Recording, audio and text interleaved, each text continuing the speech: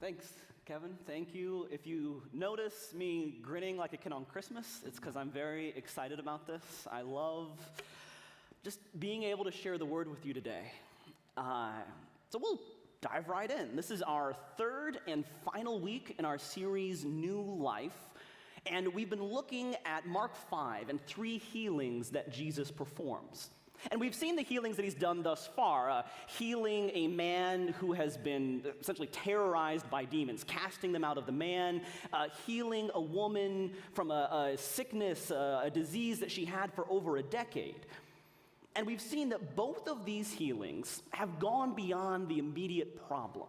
They've gone beyond the obvious issue, and the way Jesus performed these healings not only restored bodies and minds, it restored the individuals back into their communities. In essence, it gave them new life. That's the idea of the series, that Jesus knew exactly what these people needed. And what I love is that they didn't even ask for all these extras. They didn't ask for the way he restored them into their community, but he has done more than heal them. He's given them a new life. So today we're going to see the third of those back-to-back stories, the story of Jairus and his daughter. And this story overlaps the story we heard last week. So remember, the woman from last week, the woman who reached out and touched Jesus' garment, that all happened while Jesus was on the way to heal someone else, Jairus' daughter.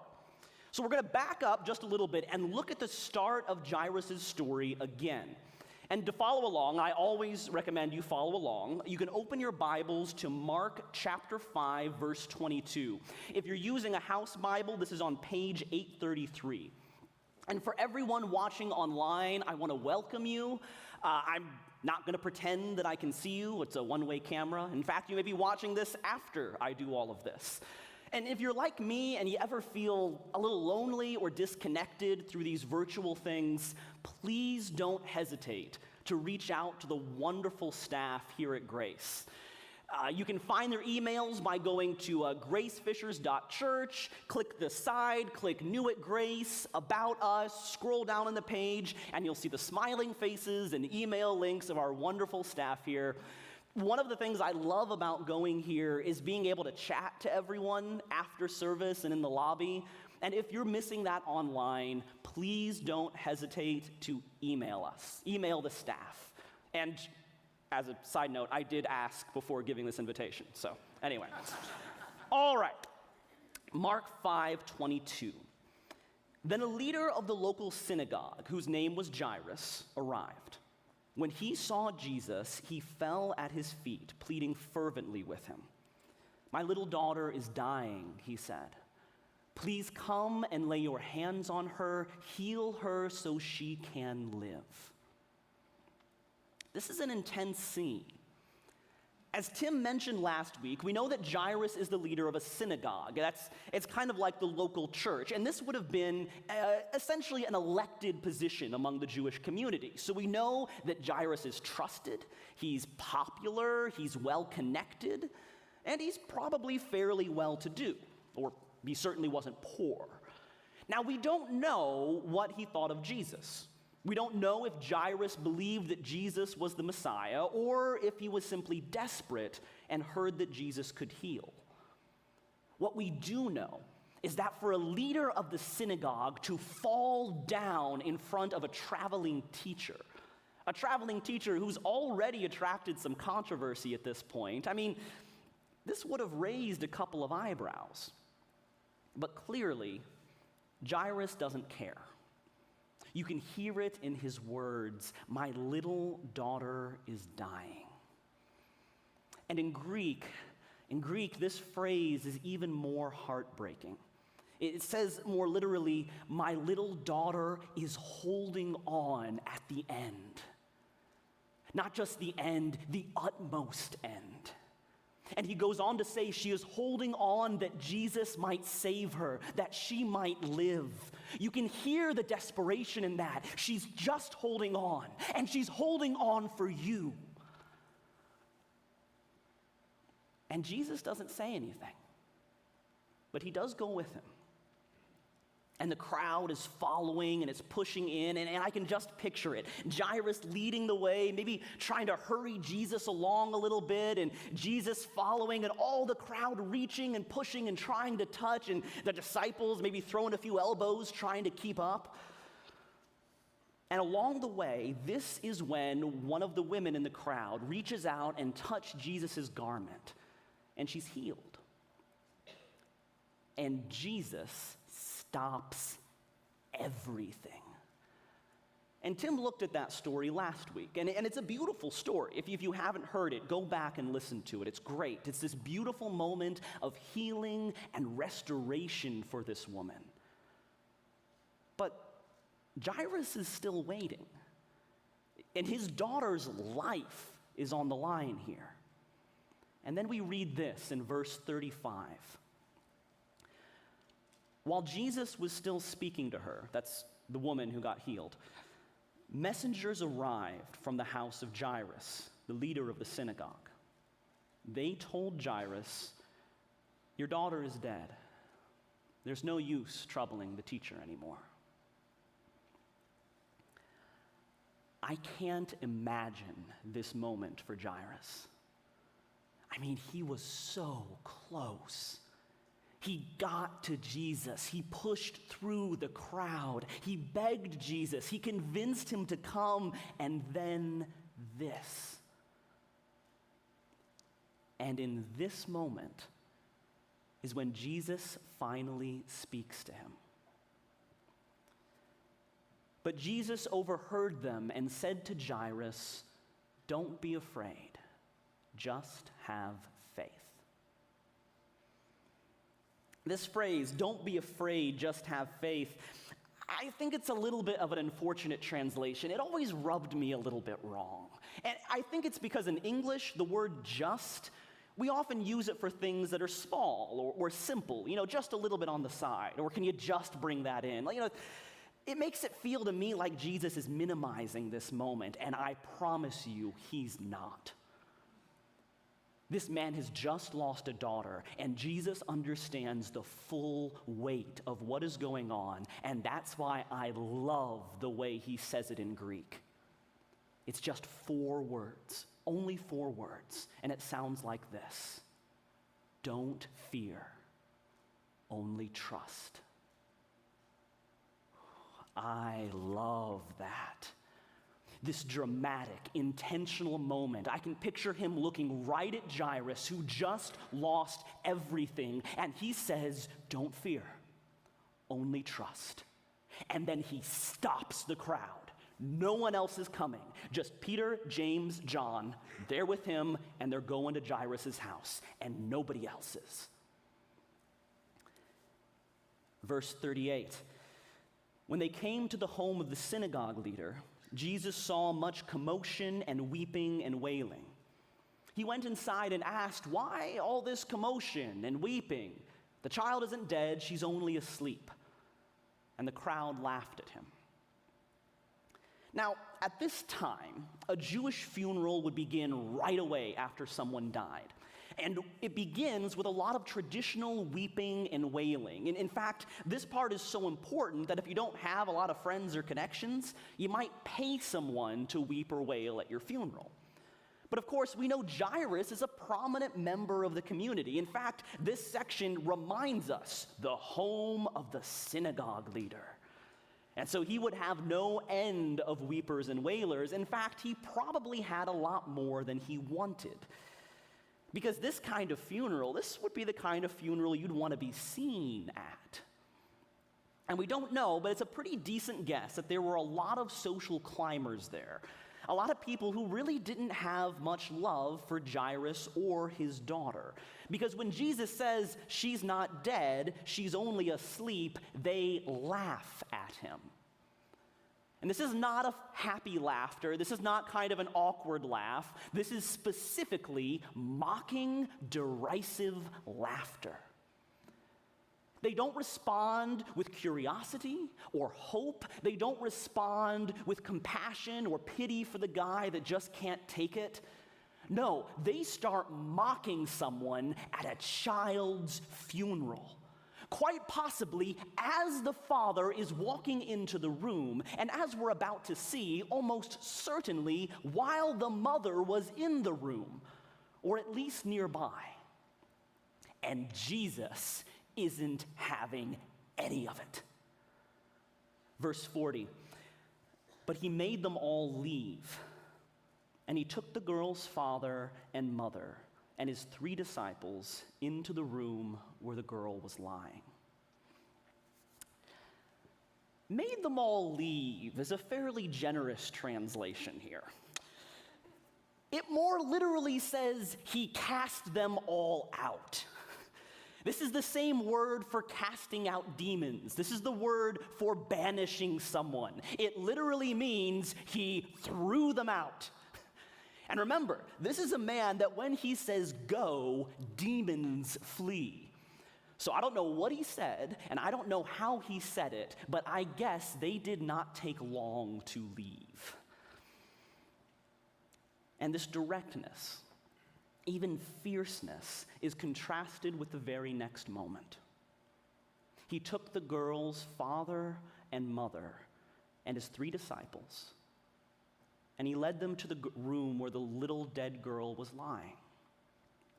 And I love that this doesn't say Jairus, and it doesn't say synagogue leader.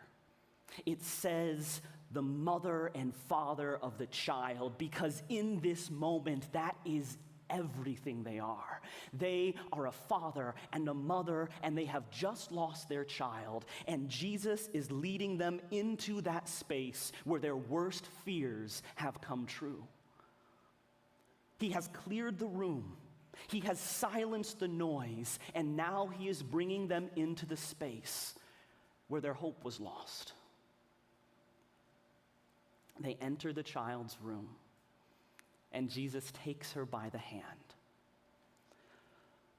Holding her hand, he said to her, Talitha cum, which means, little girl, get up. And the girl, who was 12 years old, immediately stood up and walked around, and they were overwhelmed and totally amazed. He takes her hand, he says Talitha cum, and immediately she gets up. And to say the parents were overwhelmed and totally amazed, this is probably an understatement. The phrase here means they were beside themselves. They were out of their minds. When I imagine this, I see the mother just screaming her daughter's name over and over again. I've had the chance to see a few unexpected reunions in my life, and sometimes that's all it is. It's just screaming, and they can't stop screaming. And other times, a parent is filled with strength, and they rush to their child, and they throw their arms around her, and they won't let go. And other times, all their strength just leaves them. And they fall to the floor, and they can barely lift their arms, and the child has to come to them so they can touch the child's face, and they have eyes for nothing and no one else. I don't know what this scene looked like, but if I had to guess, I think at least one of the parents was squeezing the girl very tight, because Jesus tells them to give her some food. Jesus gave them strict orders not to tell anyone what had happened, and he told them to give her something to eat. Give her some air, give her something to eat. But there was also a very practical side to the command about eating. And I think it was the same reason he told them not to tell anyone about what happened. It was the same reason he cleared out the room. It was the same reason he wouldn't allow any onlookers. Same reason he said she's not dead, she's only asleep.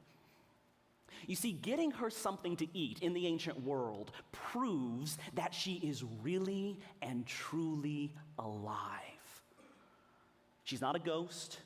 She's not a trick or temporary bit of magic. It's not necromancy. She is a real, living human girl. And she's just fine. And he wants everyone to see that. Because if there was any hint that she was dead, that she had really been truly dead, if there was any whisper in the community that he brought her back from the grave, there would be a very real chance that her life would be over. There were all kinds of superstitions about dead and death and dead bodies. There was all kinds of stigma about disease and graves. And if word got out that this girl was dead and now she's alive, it is likely that no one would want anything to do with her.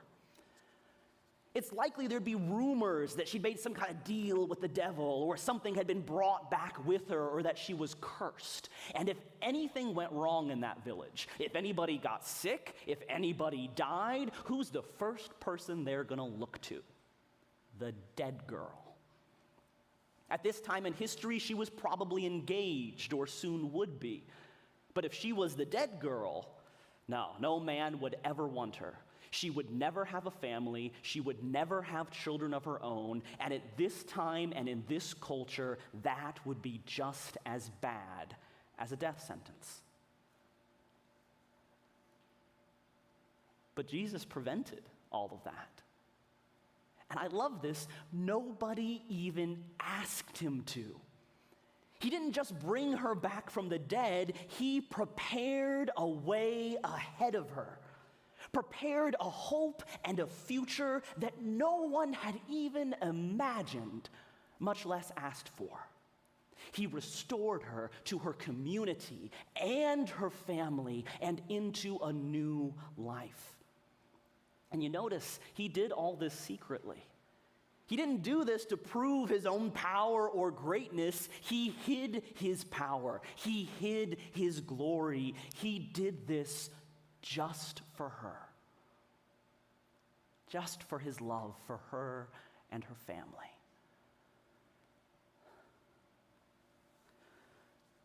So what are we to do with this story? What are some things we can learn from it? I mean, I think there's a lot to learn from this story, but for me, there were two things that stuck out.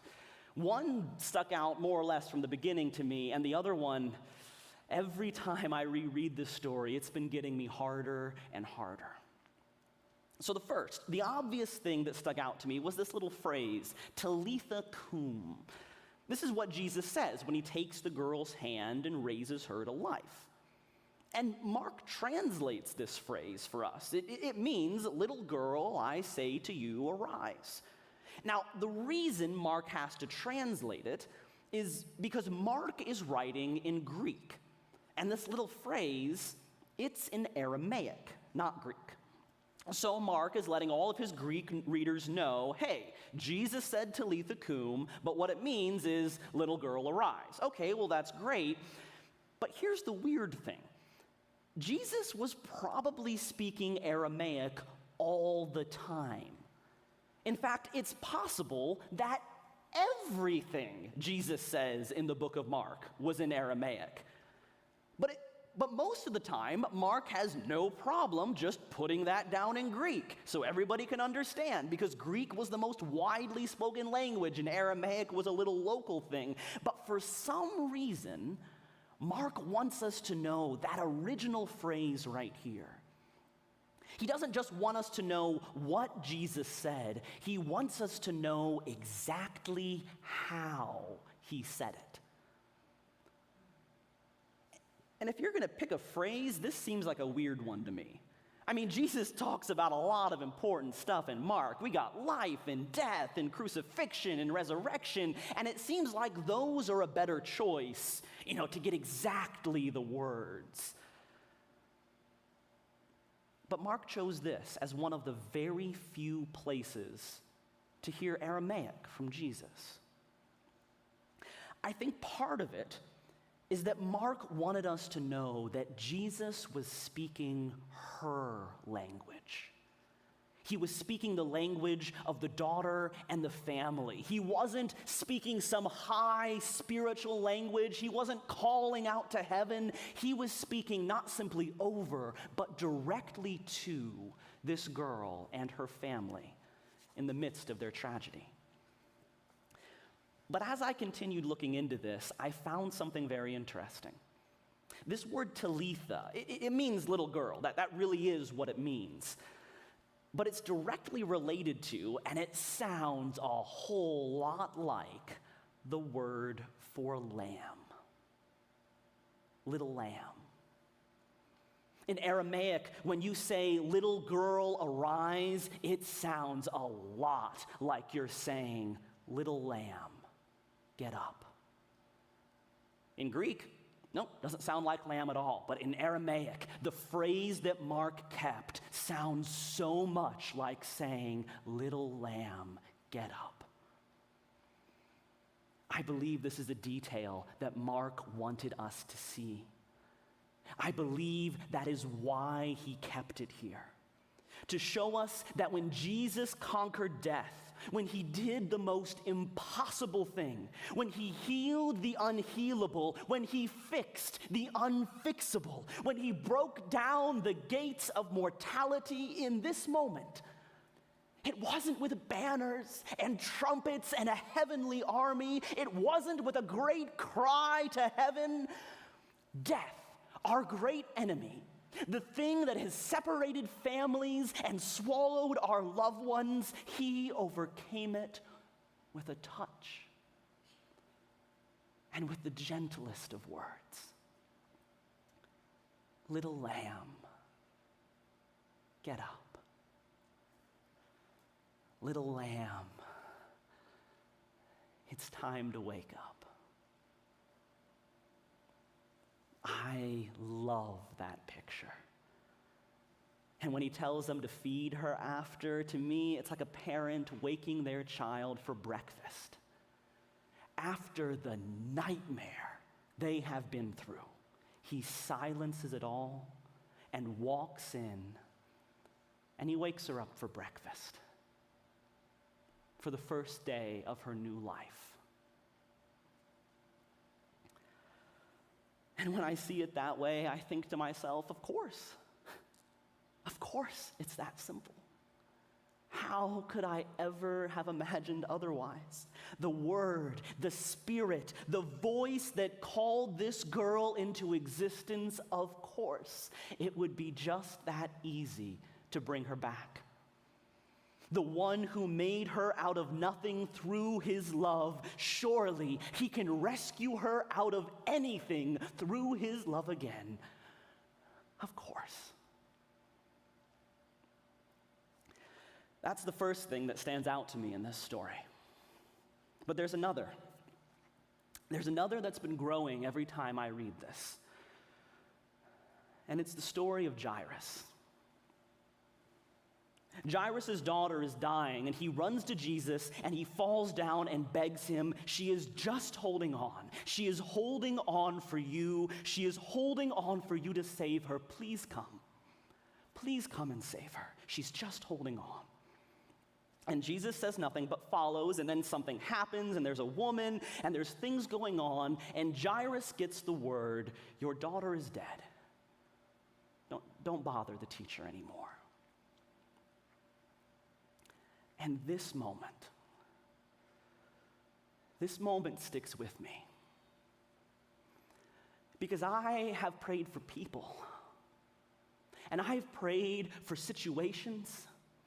And I have prayed for loved ones that I love dearly, and I have prayed for them for weeks and for months and for years, and then I get the word, it's too late. It's over. The divorce was finalized. The addiction won. The family broke up. They didn't get better. The wound didn't heal. The child is gone. They gave up. It's over. You don't have to pray anymore.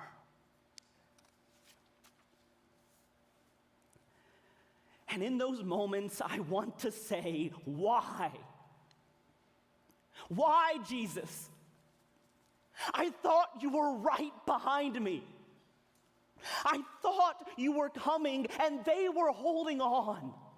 They were holding on for you to save them, for you to come to them, because I know you can. They were holding on for you. Was I too slow? Did I not beg you hard enough? Was I not important enough? Was she not important enough? Jesus, why? I thought you were right behind me.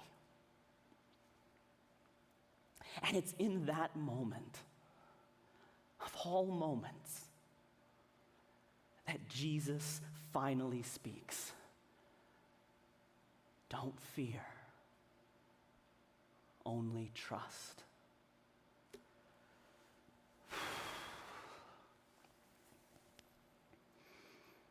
And part of me wants to say, trust what? Trust what, Jesus? It already happened. And yes, I know you are all powerful, and yes, I know you can do anything, and I know nothing is too big, and I know you have the victory, and I know you have the power, and I know it all works out for good. I know, but some things, Jesus, are just broken. Some things can't be fixed. Some things have happened and they can't unhappen, and you let this happen.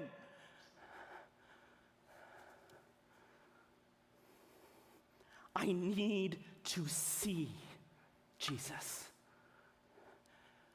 because I don't see how you're going to fix this. You're asking me to trust you. Trust what?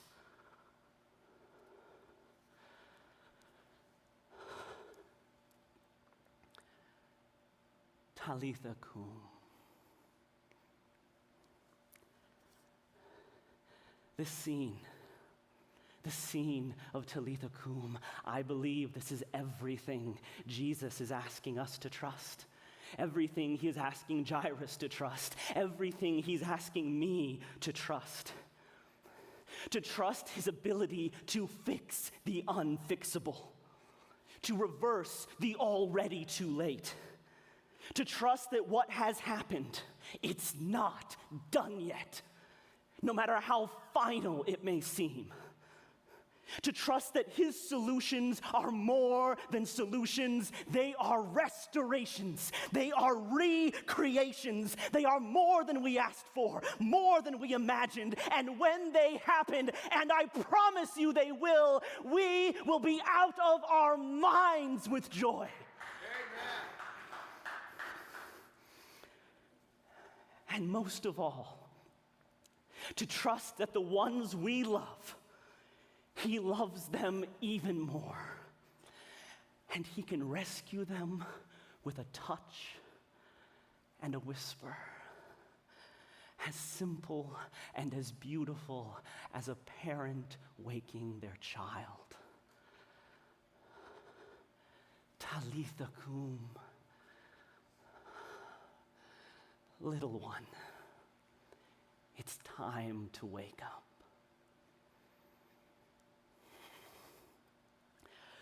God, you are good, and your mercy endures forever. Your faithfulness continues each and every morning.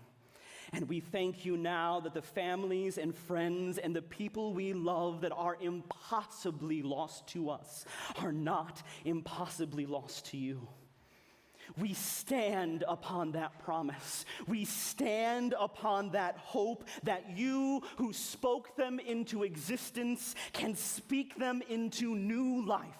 And Father God, for everything that is dead and lost and impossibly broken in us and in our hearts, we trust you with this same blessing. We ask you to speak Talitha cum over us, over our hearts and pain and misery and the things we've stopped asking for help because we think you can't. The things we've stopped asking you to fix because we've been told not to bother the teacher anymore. You, God, are the Alpha and the Omega, the creator and composer, and you can heal us with a word, and this is what we trust, and this is why we are not afraid. And we thank you for this today. In the name of the gracious lover of our souls, Jesus. Amen.